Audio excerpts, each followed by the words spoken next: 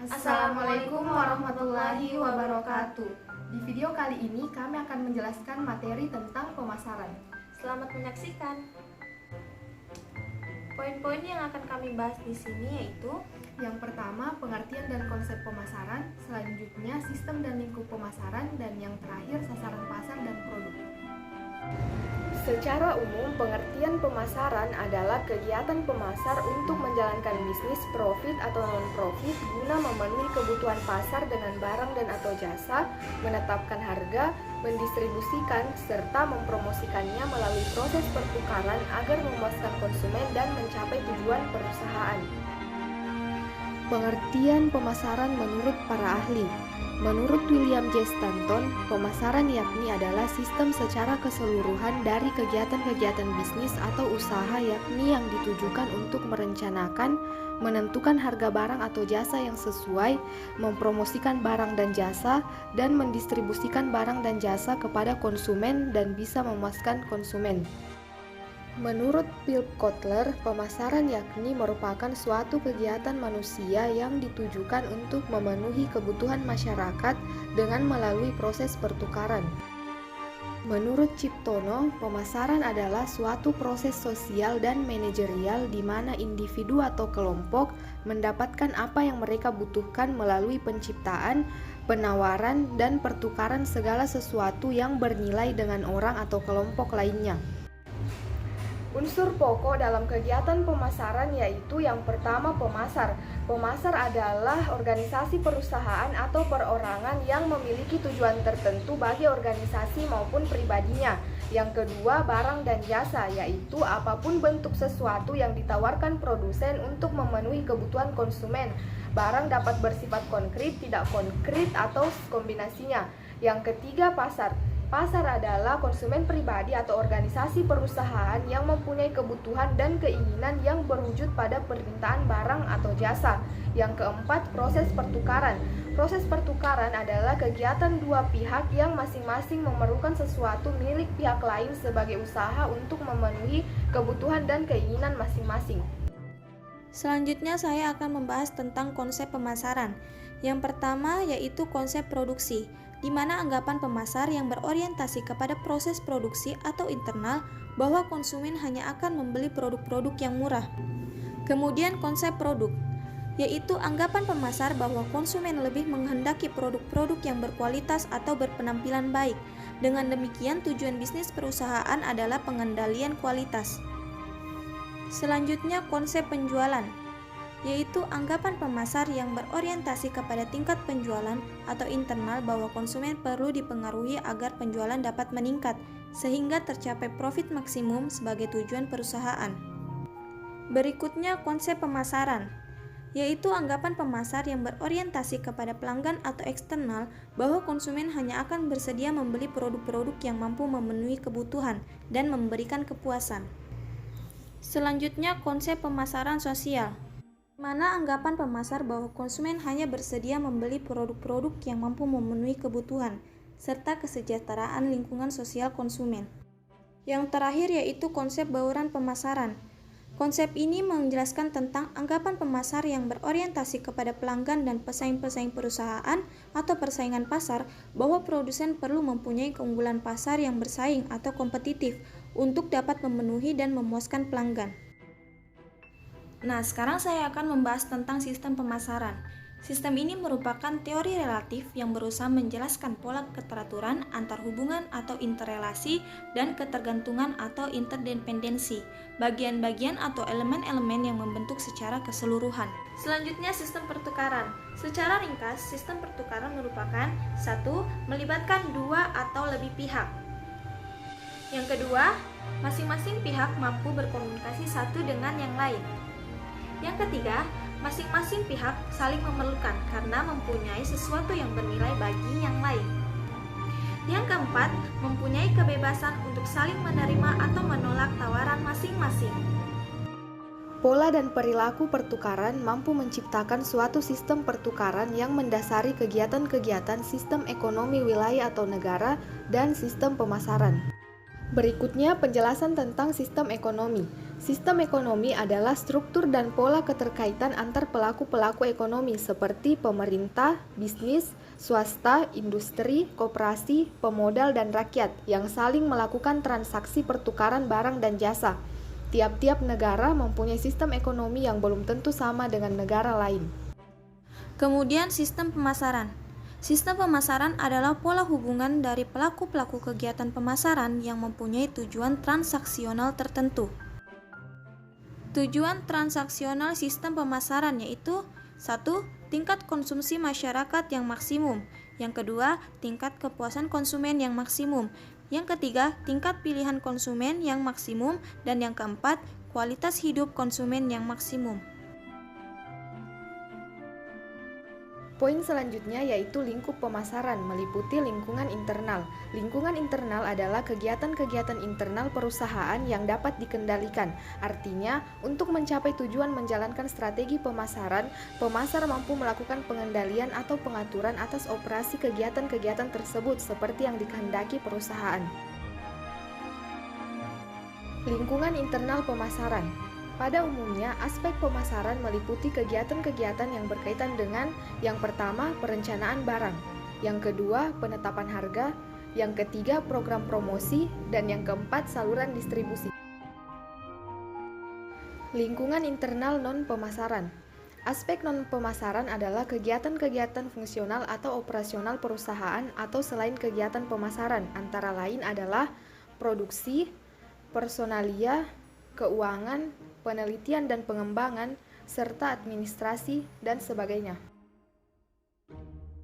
Poin berikutnya, lingkungan eksternal. Lingkungan eksternal kegiatan pemasaran adalah pengaruh-pengaruh tidak langsung yang berada di luar kekuasaan atau kendali pemasar.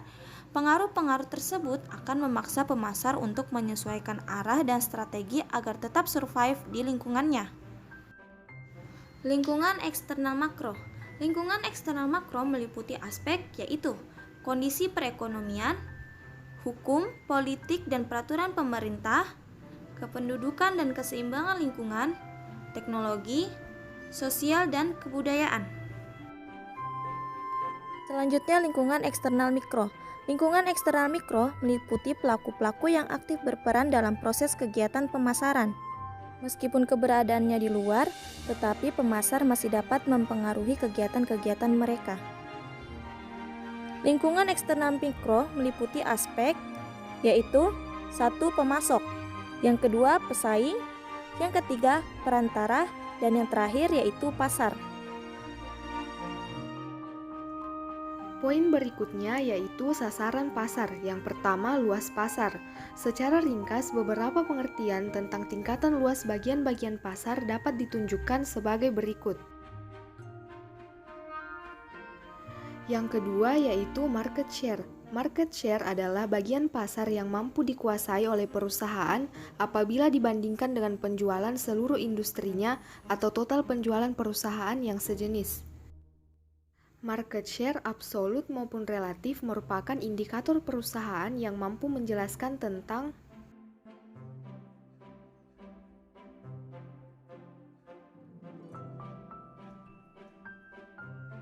Berikut ini poin mengenai penguasaan pasar. Penguasaan pasar mempunyai dua pilihan, yakni menguasai keseluruhan dan hanya sebagian pasar yang dikuasai. Berikutnya penetapan sasaran pasar. Ada beberapa faktor yang perlu diperhatikan sebagai dasar penilaian masing-masing segmen pasar, yaitu luas dan pertumbuhan segmen pasar, kemudian struktur pasar, dan tujuan dan kapasitas perusahaan. Poin berikutnya yaitu strategi penguasaan sasaran pasar, yaitu 1. Pemasaran yang tidak membedakan adalah alternatif penguasaan seluruh pasar. Yang kedua, pemasaran yang membedakan. Pemasaran yang membedakan adalah alternatif penguasaan keseluruhan pasar. Dan yang ketiga, pemasaran yang terkonsentrasi adalah heterogen. Melalui segmentasi pasar, dipilih satu segmen sebagai sasarannya. Pemasaran terkonsentrasi adalah alternatif penguasaan salah satu segmen pasar. Yang terakhir yaitu penempatan posisi produk. Langkah penempatan posisi produk adalah identifikasi pembedaan-pembedaan produk yang mempunyai keunggulan terhadap produk pesaing. memilih dan menentukan pembedaan produk yang paling efektif, menyebarluaskan informasi keunggulan produk yang ditawarkan dan mendistribusikan produknya agar dapat dicapai dengan mudah oleh konsumen. Selanjutnya poin mengenai produk. Tahukah kalian apa itu produk? Produk adalah segala sesuatu yang meliputi objek fisik, jasa, tempat, organisasi, gagasan ataupun pribadi yang dapat ditawarkan produsen untuk diminta, dicari, dibeli, digunakan atau dikonsumsi pasar sebagai pemenuhan kebutuhan dan keinginannya. Adapun konsep produk total. Konsep produk total yaitu keseluruhan manfaat seperti kualitas, reputasi, cara pembayaran, informasi, jasa pengiriman, pembungkusan, jaminan, dan sebagainya atas produk yang ditawarkan produsen kepada konsumen. Konsep tingkatan produk. Yang pertama, produk utama. Produk utama adalah manfaat yang sebenarnya dibutuhkan dan akan dikonsumsi oleh pembeli dari setiap produk. Yang kedua, produk generik. Produk generik adalah produk dasar yang mampu memenuhi secara fungsional produk. Yang ketiga, produk harapan. Produk harapan adalah produk formal yang ditawarkan dengan berbagai atribut dan kondisinya yang secara normal atau layak diharapkan dan disepakati dibeli. Yang keempat, produk pelengkap. Produk pelengkap adalah berbagai atribut produk yang dilengkapi atau ditambahkan berbagai manfaat sehingga memberikan tambahan kepuasan dan mampu dibedakan dengan produk pesaing. Yang kelima, produk potensial. Produk potensial adalah kondisi produk yang mempunyai peluang dan dipersiapkan untuk dikembangkan di masa depan. Produk bersifat nyata dan bersifat tidak nyata. Batas kedua sifat tersebut tidaklah begitu jelas. Dalam perkembangannya, terdapat kecenderungan penawaran barang ke arah ekstrim yang berlawanan. Misalnya, produk nyata berkembang ke arah dan dilengkapi dengan barang tidak nyata atau jasa, dan sebaliknya semakin banyak jasa yang ditawarkan dengan pelengkap barang nyata. Selanjutnya, klasifikasi produk. Yang pertama, produk konsumen. Produk konsumen adalah produk-produk yang dikonsumsi untuk kepentingan konsumen dan keluarganya sendiri, seperti furniture, pakaian, mobil bekas, dan sebagainya. Dan produk industrial. Produk industrial adalah produk-produk yang dikonsumsi oleh industriawan untuk kepentingan lain, yaitu untuk diubah, diproduksi menjadi produk lain, kemudian dijual kembali oleh produsen atau untuk dijual kembali oleh pedagang tanpa dilakukan transformasi fisik atau proses produksi seperti seng, gandum, semen, dan lain sebagainya. Jasa adalah produk tidak nyata atau tidak dapat dilihat tetapi hanya dapat dirasakan sewaktu dikonsumsi, meliputi segala bentuk hasil kegiatan produksi yang ditawarkan untuk konsumsi pihak lain, dapat berkaitan atau tidak berkaitan dengan produk fisik. Karakter jasa. Yang pertama, intangible, adalah sifat jasa yang tidak bersifat fisik walau dapat berkaitan dengan produk fisik, sehingga tak dapat dilihat atau dirasakan sebelum dibeli. Yang kedua, inseparable, adalah sifat jasa yang tak dapat dipisahkan antara proses produksi dan konsumsi, sehingga interaksi antara produsen dan konsumen sangat menentukan. Pada kasus tertentu, keterlibatan konsumen menentukan kualitas produk yang akan dibeli, misalnya jasa konsultasi. Juga sulit dipisahkan antara jasa dengan produsennya, sehingga misalnya produsen jasa digantikan oleh orang lain akan mengecewakan konsumen, misalnya jasa penyanyi. Yang ketiga, variabel, adalah sifat jasa yang mempunyai berbagai variasi bentuk, kualitas, dan jenisnya, tergantung dari siapa, kapan, dan di mana produk tersebut dihasilkan.